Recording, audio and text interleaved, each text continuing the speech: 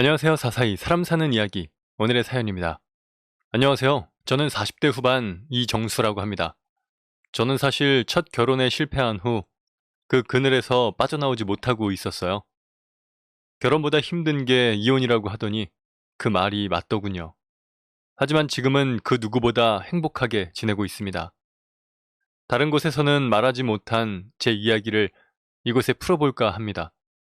저는 1994년 이혼 후 하숙집에서 지낸 적이 있습니다. 협의 이혼을 하고 나니 재산 분할도 해줘야 했기에 혼자 살 만한 작은 집으로 이사를 했는데 가장 힘든 점은 혼자 밥을 챙겨 먹는 것이더군요. 어머니도 안 계셔서 도움을 받기 힘들었던 저는 대학가 근처 하숙집을 알아봤습니다. 그런데 생각보다 쉽지가 않더군요.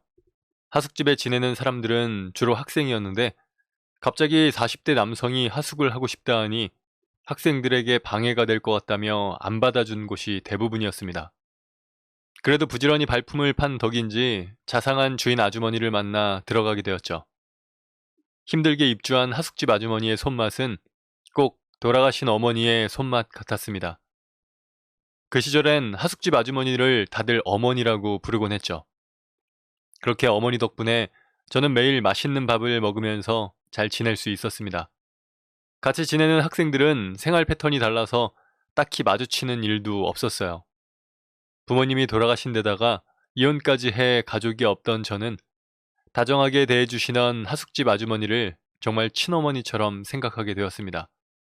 그런데 하숙집 생활을 한 지 1년 정도 지난 무렵 어느 날 아침에 일어나 물을 마시러 주방에 갔는데 웬 예쁘장한 여자가 음식 준비를 하고 있더군요.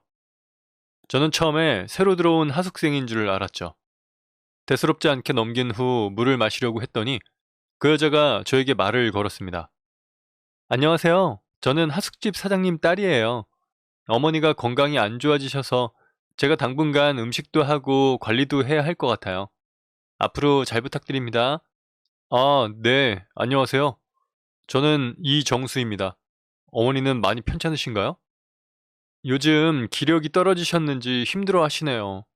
잠시 시골집에서 쉬시기로 했어요. 크게 아프신 건 아니니 걱정 안 하셔도 돼요. 전 윤민영이에요. 건강이 안 좋아지신 어머니 대신 온 30대 정도로 보이는 그녀는 어머니를 닮아서 그런지 요리 실력이 좋더군요. 학생들도 언니, 누나 하며 그녀를 잘 따랐죠. 그렇게 하숙집 사람들 모두 민영 씨와의 생활에 익숙해지고 있을 즈음 회사에서 아주 중요한 미팅이 있어서 전날 자료를 준비하며 늦은 잠자리에 들은 저는 다음날 아침 늦잠을 자고 말았습니다. 알람을 켜놓긴 했는데 꼭 그럴 때는 못 듣고 자게 되더군요. 회의에 늦을까 싶어 후다닥 준비를 하고 버스 정류장으로 달려가는데 누군가 뒤쫓아왔습니다. 정수씨! 정수씨!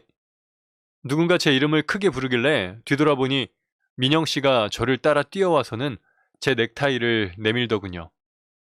아니, 이게 왜? 정수씨가 신발장 위에 두고 가셨더라고요. 오늘 중요한 회의 있다면서요.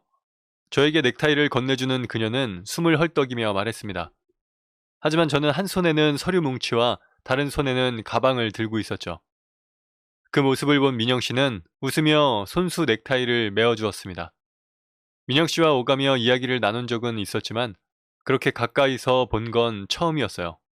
숨차하며 땀이 송골송골 맺힌 그녀의 얼굴이 아침 햇살에 빛나 보였습니다. 참 아름답다고 느껴지던 순간 심장이 미친 듯이 뛰더군요. 그 순간 제가 타고 있는 버스가 왔고 저는 그녀에게 고맙다 하고는 회사로 향했습니다.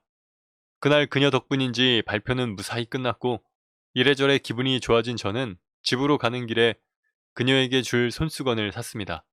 그리고는 이걸 어떻게 주나 생각하며 도착했는데 마침 민영 씨가 앞마당 나무 밑에 있는 의자에 앉아 있더군요. 민영 씨, 오늘 아침에 감사합니다. 덕분에 발표 잘했어요. 제 덕분이라뇨. 며칠 내내 열심히 발표 준비하셨으니까 잘하신 거죠. 그게 마법의 넥타이거든요. 제가 중요한 일 있을 때마다 항상 매는 거예요. 그 넥타이를 한 날에는 뭐든 술술 풀려요. 민영 씨가 가져다 주지 않았으면 큰일 날 뻔했어요. 제 말을 듣고 민영 씨는 재미있다는 듯 웃었고 저는 자연스레 민영 씨 옆에 앉아 예쁘게 포장된 손수건을 내밀었습니다. 감사의 선물입니다. 민영 씨는 선물을 보더니 활짝 웃으며 고맙다고 하더군요.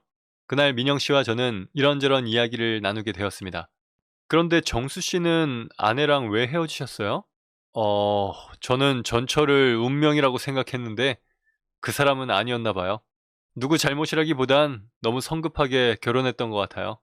서로의 마음을 정확히 잘 알기도 전에 말이죠. 그냥 서로 실수한 거죠. 굳이 전처 흠을 잡고 싶지도 않았던 저는 두루뭉술하게 이야기를 했는데 제 말을 듣고 있던 민영 씨가 갑자기 부드러운 미소를 지으며 말하더군요. 정수 씨는 좋은 남자네요. 보통 이혼한 사람들은 전 배우자를 욕하잖아요. 아무리 자기가 바람을 피워서 이혼했어도 상대방의 어떤 점 때문에 바람을 피울 수밖에 없었다. 이런 식으로 말하거든요. 그런가요? 제가 고개를 갸웃거리며 되묻자 그녀는 자신의 이야기를 시작했습니다. 알고 보니 민영 씨도 이혼 경험이 있더군요. 전 남편의 외도 후 협의 이혼을 했는데 이혼 후 그 사람이 주변에 거짓 소문을 내서 원래 지내던 동네를 떠날 수밖에 없었답니다. 그 말을 듣고 있던 저는 갑자기 엉뚱한 궁금증이 생기더군요. 그런데 민영 씨는 왜 지금 혼자예요? 사람들이 이렇게 이쁜 여자를 내버려 두지 않을 텐데 혹시 성격이 안 좋아요? 살짝 무거워진 분위기를 풀어보려고 시답지 않은 농담을 섞어 진심을 물어봤죠.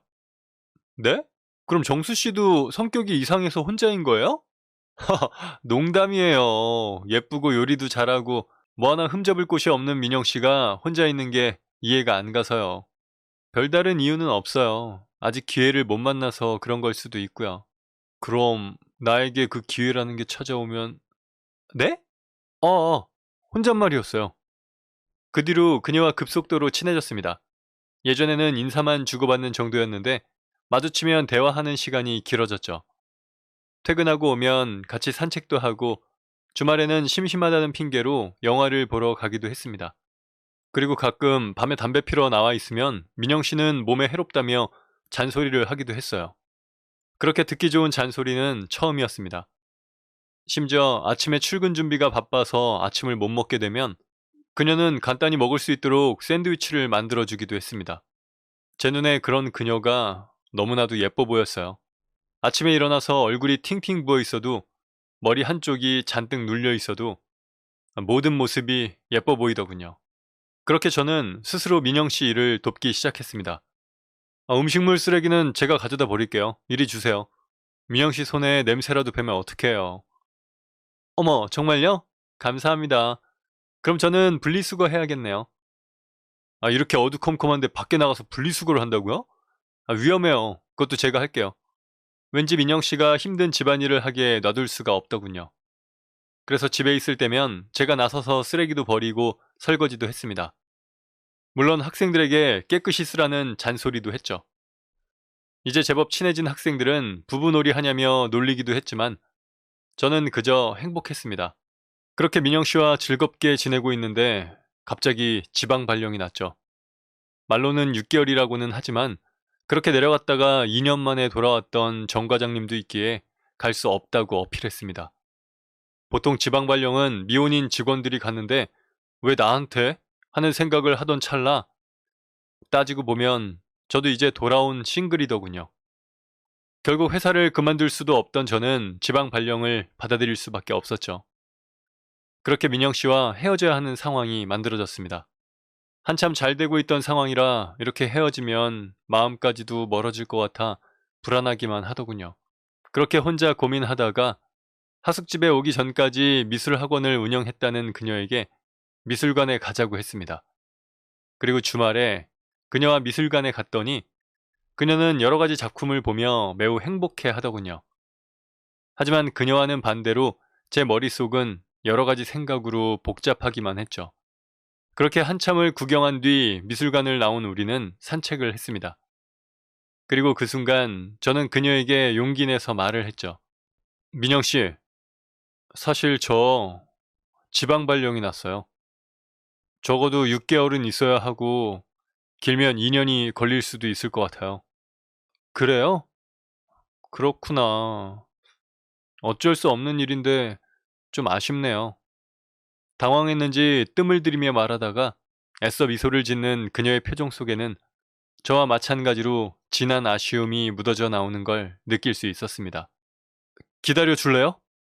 그녀의 표정을 보고 저와 같은 마음인 것 같다는 생각에 그만 머릿속에서 생각을 정리할 겨를도 없이 말이 나와버렸습니다. 실수했나 싶은 놀란 마음으로 그녀의 표정을 유심히 살펴보는데 그녀가 밝은 표정으로 저를 보고 있더군요. 그녀의 미소를 보자 조금은 안심이 되었습니다. 좋아한다고 확실히 말해주세요. 그럼 기다릴게요. 미안해요. 저 민영 씨 좋아합니다.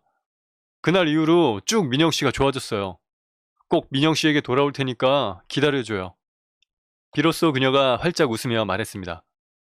네, 좋아요. 하지만 꼭 빨리 돌아와야 해요. 안 그럼 나 자주 올라올 거예요. 민영 씨 보러. 고마워요. 저도요. 용기 내서 고백해줘서 고마워요. 그렇게 저는 민영 씨의 두 손을 꼭 잡았습니다. 근데 그날부터 좋아졌다고 했는데 그게 언제부터예요?